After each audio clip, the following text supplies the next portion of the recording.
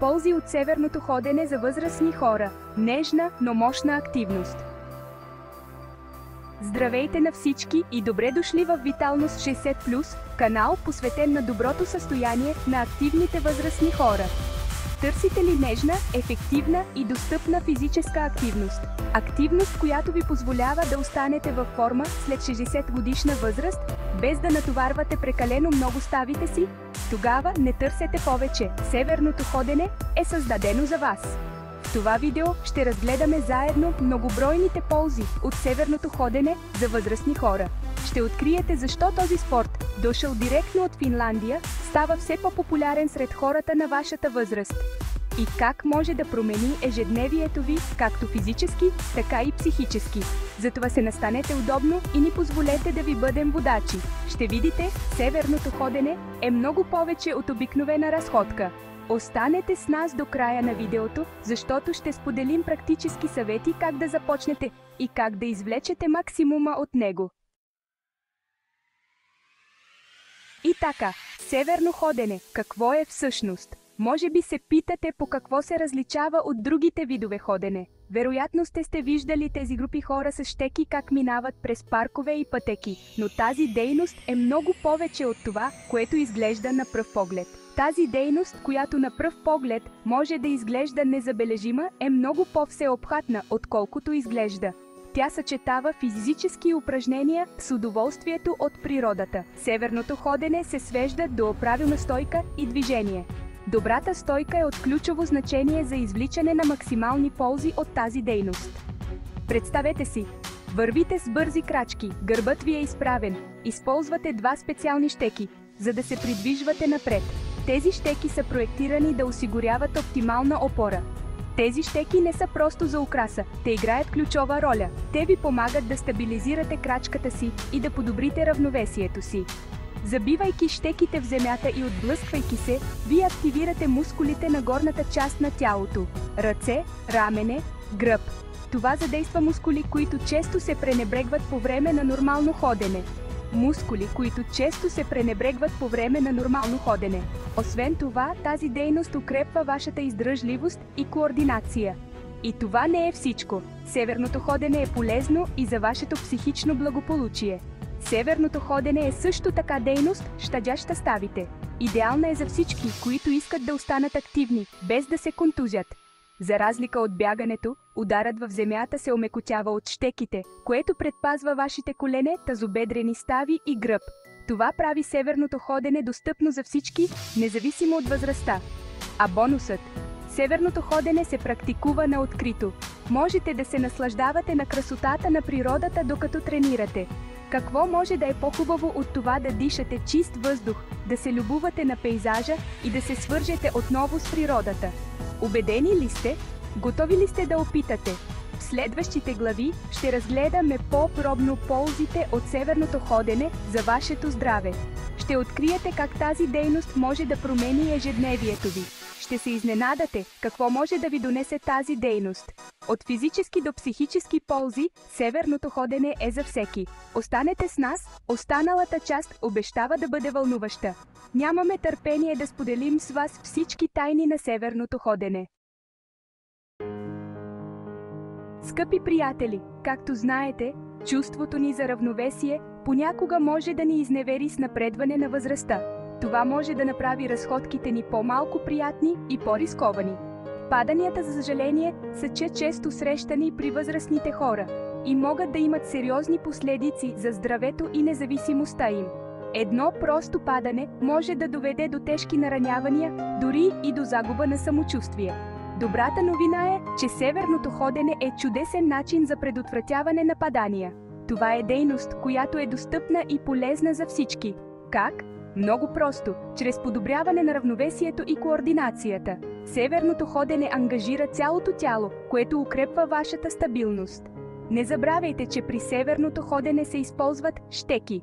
Тези щеки не са просто аксесуари, те са важни за вашата безопасност. Тези щеки ви дават 4 точки на контакт с земята вместо 2, което значително увеличава вашата стабилност. Ще се чувствате по-сигурни с всяка крачка.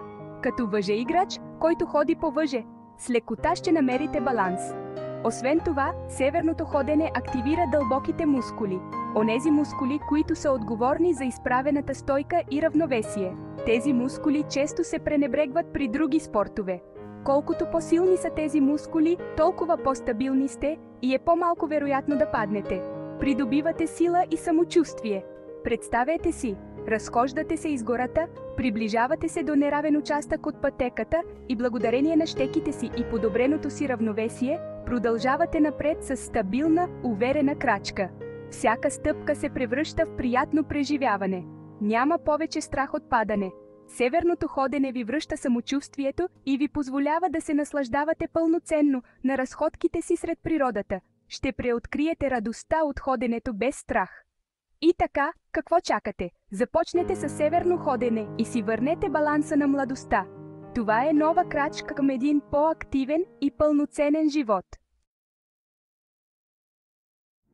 Страдате ли от остеоартрит, болки в ставите или просто искате да сте физически активни без да натоварвате прекалено много ставите си? Не сте сами. Много хора търсят щадящи и ефективни начини да останат активни, без да влошават болката си. Северното ходене е точно това, от което се нуждаете. Това е дейност, която съчетава ползите от ходенето с използването на специални щеки. За разлика от бягането или други спортове с голямо натоварване, северното ходене е щадяща за ставите дейност. Тя ви позволява да се наслаждавате на природата, докато правите нещо добро за тялото си. Защо? Просто защото щеките абсорбират част от удара, когато стъпвате, намалявайки значително натоварването на коленете, тазобедрените стави и гърба. Това ви позволява да ходите по-дълго, без да усещате болка. Освен това, северното ходене нежно активира всички мускули в тялото ви, което укрепва и стабилизира мускулите около ставите ви. Това е холистична тренировка, която ангажира цялото тяло. Силните мускули са ключът към по-добре защитени стави. Укрепвайки мускулите си, подобрявате и стойката и равновесието си.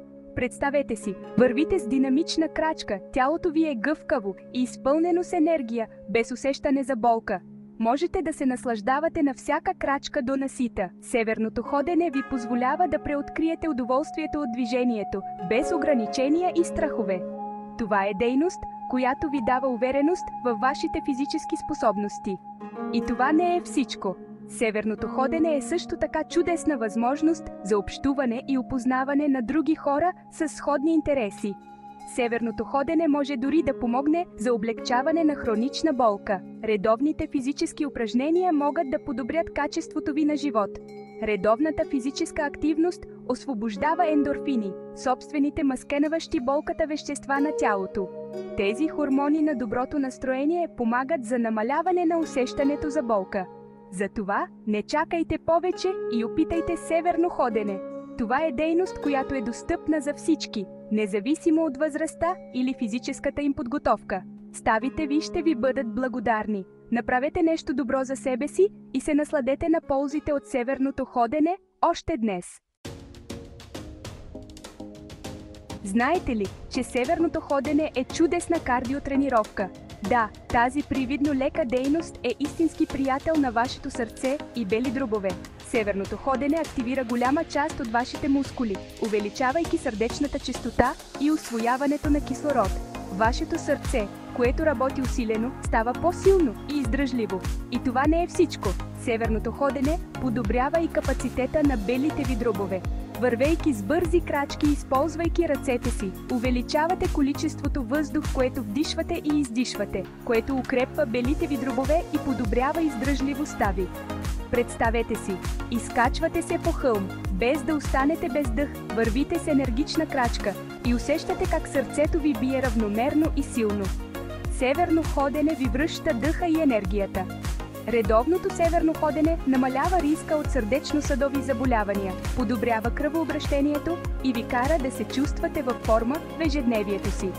И така, готови ли сте да дадете тласък на сърцето и белите си дробове?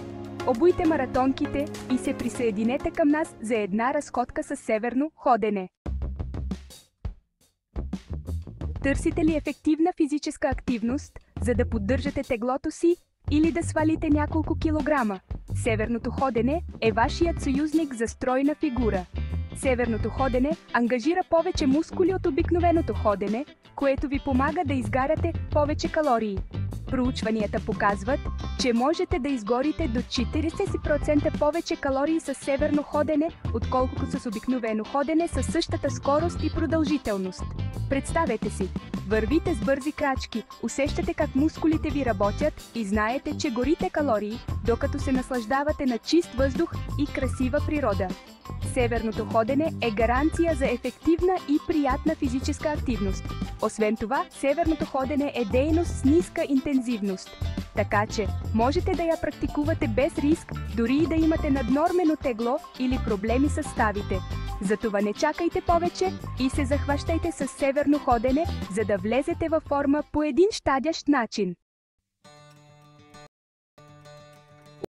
Сте в предимство на северното ходене. Достъпна и невероятно ефикасна дейност, истински подарък, който можете да направите на тялото и ума си. Не чакайте повече, а обувайте маратонките, грабвайте щеките и се отправяйте към пътеките и парковете в близост до вас. Северното ходене ви очаква с отворени обятия и ще видите, че ще го усвоите бързо. Ако видеото ви е харесало, не се колебайте да го харесате, да го споделите с приятели и да се абонирате за Виталност 60+, за да не пропускате нашите съвети за здраве и добро състояние. И ни кажете в коментарите дали някога сте опитвали северно ходене и какво е вашето преживяване. До скоро с нови уелнес приключения!